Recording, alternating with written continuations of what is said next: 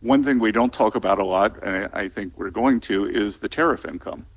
Right now we have substantial tariff income from China that President Biden left on.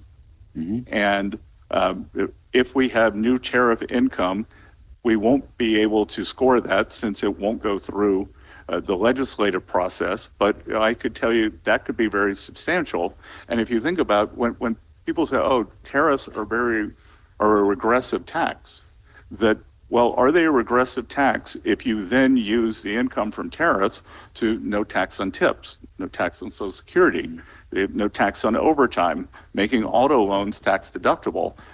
Those four policies, which President Trump put forward during the campaign, all accrue to the bottom 50% of wage earners and working Americans. So, could you have a tariff policy that is in finances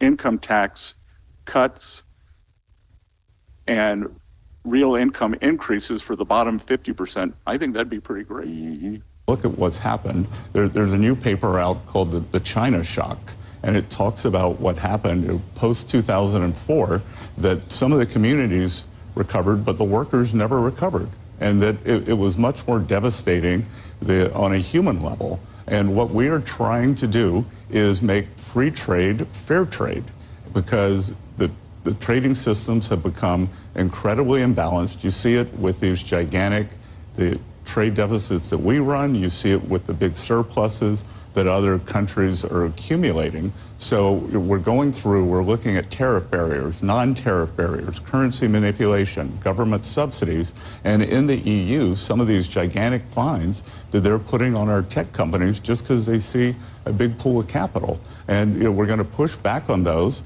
And at the end of the day, President Trump's been saying tariff is his favorite word. I think reciprocal may be his second favorite word.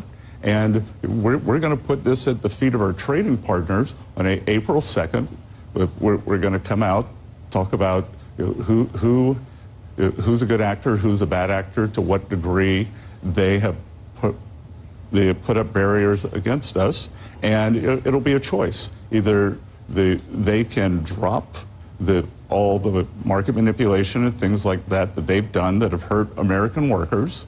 And if they do that, then we could have more frictionless trade, or we'll put up the tariff wall, we'll collect a lot of money, and we will make the system fairer. Dream. But the Biden administration created this bad equilibrium where the top 10%, people in this room, probably most of the people watching this show, top 10% of Americans are 40 or 50% of consumption.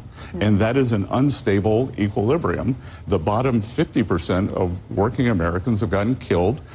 We are trying to address that. We're trying to get rates down. And could we be seeing that this economy that we inherited starting to roll a bit? Sure. And look, there's going to be a natural adjustment as we move away from public spending to private spending. The market and the economy have just become hooked. We've become addicted to this government spending, and there's going to be a detox period. There's going to be a detox period. I think that temporary pain that you've acknowledged, that the president has acknowledged, I think the question becomes, is temporary pain the new transitory inflation? How do you know that we get to the other side of this, and how long do you think it actually takes? Well, look, there's an adjustment. We'll see whether there's pain. What we are trying to do, I talked about it at the Economic Club of New York yesterday, we are trying to transition from public to private. I talked about we are going to have safe and sound regulation to get our banking system going again. So the banks should be generating loans to private companies.